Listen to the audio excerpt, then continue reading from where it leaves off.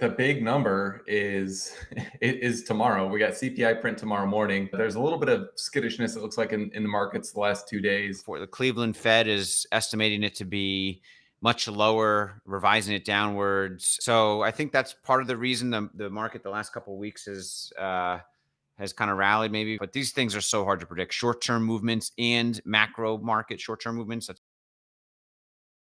The annual shareholder meeting, we were there last week. We met a lot of great people. It was really a cool sense of community. I feel like this annual meeting is going to be a really incredible thing going forward. Just so many inspiring stories and so many people who, kind of went all in the face of a lot of adversity. I definitely do get the vibe that this is gonna grow over time to be something a lot bigger than it is in its current form.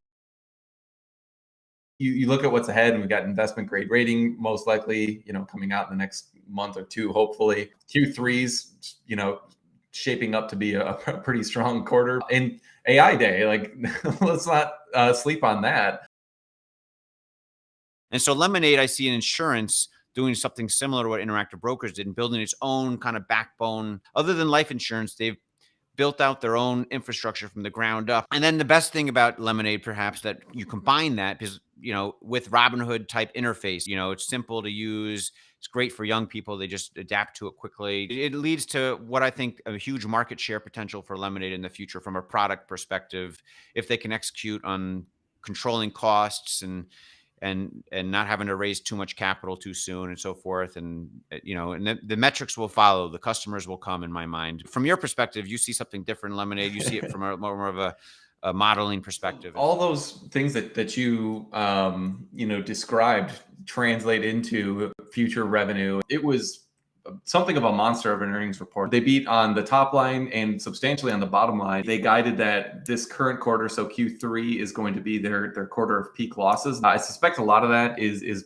probably due to the Metro Mile acquisition, which is kind of integrating right now. Revenue was up 77% year over year. But I think the thing that is most lost, as most analysts look at this, is the potential for bundling. You think of like auto, and you think of home, and you think of life insurance. I mean, those are 10x more opportunities. And this is something they said on the call, that for their customers, which have all of their products, those customers have about $3,000 per year of premium, as opposed to the average is like $290, I think, right now. So a 10x opportunity in premium per customer, just due to bundling. And so then I think where people don't see the opportunity is just how much higher the in-force premium per customer can get. People in their young 20s just starting off and loving the product and sticking with the company over 10, 20 years. It's kind of similar to FSD in that the market doesn't give them any credit. They're still trading at just a slim premium to cash. I see this huge potential, and then we haven't even spoken about their AI capability. It's a long-term game, but this was a good beacon of light in the right direction for the bull case for Lemonade in the long term. I think there's still a lot of skepticism. I mean, when you've got a adjusted EBITDA loss that's higher than your revenue, I think there's rightly some skeptics out there that say this will never work. Got to not look in the rear view mirror and looking out the windshield, I think, is very, very exciting if they can pull it off.